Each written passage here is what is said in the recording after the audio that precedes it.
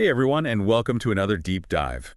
This time we're going to be looking at the downsides of social media, especially for our mental well-being. Oh, yeah. That's definitely a big one these days. It really is. And we found this fascinating conversation between two friends on the Learn English with Podcast Conversation YouTube channel. Oh, cool. Yeah, they actually end up talking about a bunch of interesting research and share some really relatable personal anecdotes. Awesome. Yeah, so I'm thinking we jump right in and see what kind of insights we can uncover. Sounds good to me. So right off the bat, these friends, Daisy and Tom, they start talking about their own personal experiences with social media. I like that. It's always good to hear from real people rather than just getting bogged down with theory. Totally. And Tom actually mentions that he's been feeling a bit down, kind of lost, and he thinks it's because of how much time he spends on video games and social media. That's so relatable. It really is, right? Yeah. Then Daisy, who seems to have a healthier relationship with social media, she suggests that he try taking breaks, maybe connect with friends offline. Yeah, just step away from the screens for a bit. Good advice. Absolutely. And then they get into this discussion about why social media can feel so overwhelming. They use this analogy of carrying a giant pile of books to represent that information overload. Oh, wow. I like that. Yeah, isn't it a great visual? It It's is. like all those notifications, the pressure to keep up with everyone's posts. It's just constant. Like you're trying to read a million books at once. Exactly.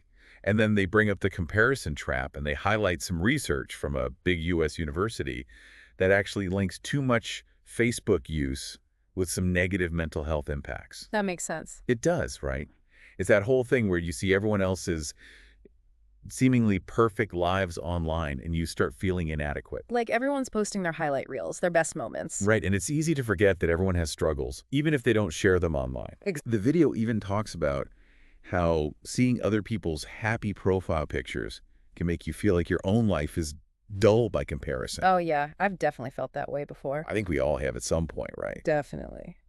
But the scary thing is, these negative impacts, they're not just fleeting feelings. They discussed a study by researchers Holly B. Shakia and Nicholas A. Christakis that found that more time on Facebook was actually linked to lower physical and mental well-being and even lower life satisfaction. Wow, that's pretty alarming. It is, right. It Makes you really think about how much time you spend scrolling. it really does.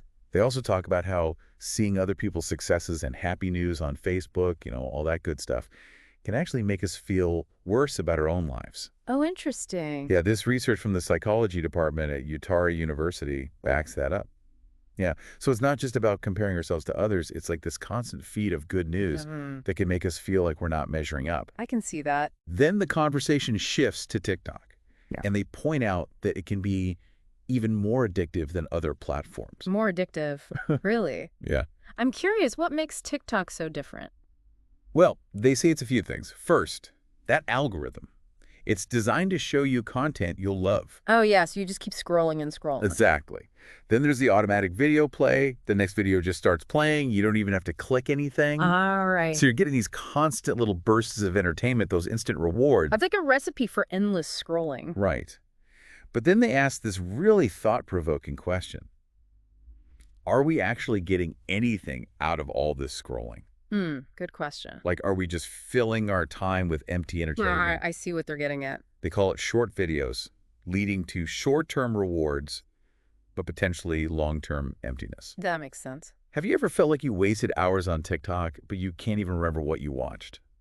All the time, honestly. It happens to the best of us, right? Yeah, it does. And this leads them to talk about kids getting addicted to online games. Oh, yeah, And I think this applies to social media too, right? absolutely. They stress the importance of parental monitoring and encouraging offline activities. Which brings us back to the importance of balance, right? Exactly. Finding that healthy balance between the digital world and the real world for both kids and adults. It's so important. It really is. And they touch on this feeling, this unease that a lot of us get when we're separated from our phones, Even for a short time. like even for a short time. Like we've become so attached to these devices. It's true. They call it phone discomfort. I love that. It really highlights how accustomed we've become to this constant connection. It's incredible, isn't it? It is. But the good news is they offer some practical strategies to help us break free from this grip that social media can have on us. Oh, I'm all ears. What do they suggest? So they suggest things like uninstalling apps, logging in through browsers instead of the app itself, turning off notifications, and even trying to only use social media on a laptop. Those are some great tips. It's like you're making it less convenient, less tempting to be constantly checking those apps. Exactly. And it's about understanding the psychology behind these apps, too. Yeah. They're designed to be addictive. They use colors, button arrangements, even psychological principles to keep us hooked. It's kind of crazy how much thought goes into making these platforms so engaging. I know, right? But as you said, by understanding those tactics, we can start to reclaim our attention, reclaim our time. That's the key. So let's dig into some of those specific strategies that Daisy and Tom talked about for breaking free from, like the social media spell. Okay, so one of the most effective things they mention is just uninstalling those apps from your phone. Out of sight, out of mind, right? Pretty much. It's Yeah. so easy to mindlessly tap on those apps when they're right there on your home screen. Oh, yeah, for sure. But if you have to go through the extra steps of opening a browser, logging in, it creates a little bit of friction. Yeah, it's like a pause button. Yeah, exactly. It gives you a chance to think twice before you get sucked in. I like that. Yeah. What other tips did they have? They also talked about turning off notifications, all those little red badges, the pings that constantly grab our attention. Oh, I hate those. It's like they're designed to stress you out. They are. They create this sense of urgency, like you have to check right now. Right. But by turning them off, you take back control of your attention. You decide when you engage, not the app. So it's about being more intentional with your time. Exactly. Another strategy they mentioned, and this one's helped me a lot, is trying to only use social media on a laptop. Oh, interesting. Yeah, I find I'm much less likely to fall into that endless scrolling trap when I'm on my computer. Yeah, me too. It's less tempting somehow. Hooray! It feels more intentional. And you're not as likely to have it with you in those downtime moments when you're, waiting in line or something. Exactly. It helps create some distance, physically and mentally, from those platforms. So it's all about creating those barriers, Yeah, right? yes. Those little speed bumps that make you stop and think before you jump back into the social media vortex. Love that analogy. So it sounds like they're not saying we need to completely abandon technology. Right. It's more about finding that balance. Finding your offline oasis, as they put it. Exactly. Reconnecting with yourself, with the world around you. And this is where Daisy's suggestion of finding alternative activities comes in. Yeah, she talked about spending time with loved ones, pursuing hobbies, Reading books. all those things that remind us there's more to life than just likes and shares and endless scrolling. So true. It's easy to lose sight of that sometimes. It is. And I thought it was interesting that she specifically mentioned reading religious and self-development books. Oh, yeah. Why do you think that is? Well, I think she's looking for deeper meaning, something more nourishing than the fleeting content you find on social media. It's like she's consciously choosing to feed her mind with something more substantial. Exactly. And I think that's a powerful message for all of us. It is. We have the power to choose what we consume, both online and offline. Right. And those choices can make a big difference in our overall well-being. So to sum up this part of our deep dive, it's clear that while social media can be a great tool, it's important to use it consciously and intentionally. Be mindful of those tactics that keep us hooked and develop strategies to break free. Set boundaries, curate our feeds, and most importantly, prioritize those real-life connections. That's where the real magic happens, right? Absolutely. And speaking of magic, I think it's time for us to move on to the final part of our deep dive. All right, welcome back to our deep dive into the kind of the dark side of social media. The shadow side. Yeah, the shadow side we've talked about a lot, from that comparison trap to just how addictive these platforms can be. And all those sneaky design tricks they use to keep us hooked. Exactly, exactly. But in this last part, I kind of want to explore this idea that the video touches on, this idea that social media can zap our mental strength, like make it harder to stay positive. Oh, yeah, that's a really good point. When you're constantly bombarded with everyone else's seemingly perfect lives, it's hard not to start feeling like you're not good enough, like you're falling behind somehow. And that can lead to like a spiral of negativity and disappointment, right? Totally. And the video even mentions some research, I think it was from Utah University, that showed how seeing all those successes and happy news from people on Facebook can actually have this negative effect. So it's almost like, comparing our behind the scenes to everyone else's highlight reel. Exactly. And it takes a lot of mental energy to fight off those feelings of inadequacy, to stay positive in the face of all that. So what can we do about it?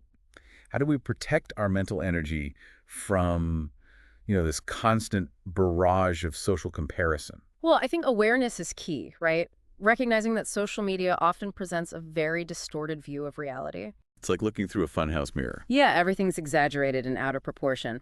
So once we start seeing through that illusion, we can start to detach from those comparisons. Remind ourselves that everyone has struggles, even if they don't air them out online.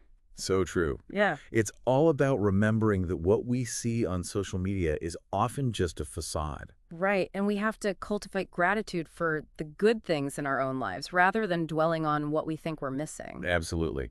The video also really emphasized the importance of real-life connections as an antidote to social media overload. Yeah, Daisy talks about how, like, she often ends up just tagging friends on social media for their birthdays instead of actually celebrating with them offline. Right. And she admits that those face-to-face conversations, they're just so much more meaningful than a quick message online. It's a reminder that true connection happens in the real world through shared experiences, those face-to-face interactions. Exactly. So it's about being more present in our real-life relationships, making time for those meaningful interactions. And remembering that true happiness, true fulfillment, it comes from within, not from the likes and comments we get on social media. Couldn't agree more.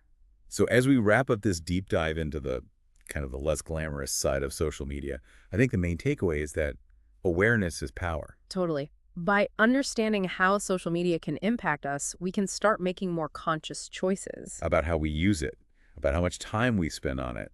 We can set boundaries, curate our feeds, and really prioritize those real-life connections. And just find activities that help us disconnect, recharge, get back in touch with ourselves. So before we go, I'd love for everyone listening to just think about one small change they can make today to create a healthier relationship with technology. What's that one thing you can do differently? Think about it and then take action. You won't regret it. Thanks for joining us on this deep dive. We hope you found it insightful, and we'll see